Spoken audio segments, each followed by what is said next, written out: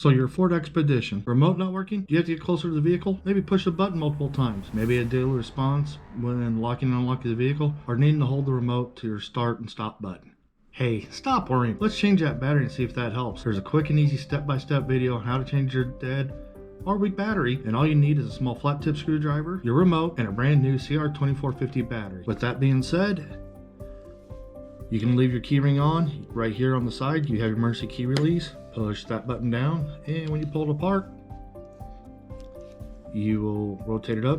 Key came out here. You see that indentation? Sometimes you can take the tip of emergency blade, insert it right in there, and push in. You hear the little pop. Gently twist it. Back cover didn't want to pop off. Don't worry, gently pry it away. Careful not to break the little tab right there. You see this battery popped up? Hey, don't worry. That was easy for us. Sometimes you'll open them up and it'll be seated in there.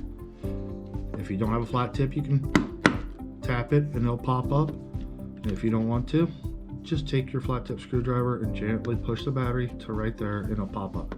Take the remote, flip it over, and just lightly pop that battery out, and it didn't want to. As you notice right here, this is a CR2045 battery. I'm going to reuse this battery because this is a new remote. So let's go ahead and install it. Put the battery in. Back corner first, push down, latch it in. Take your top of the back cover.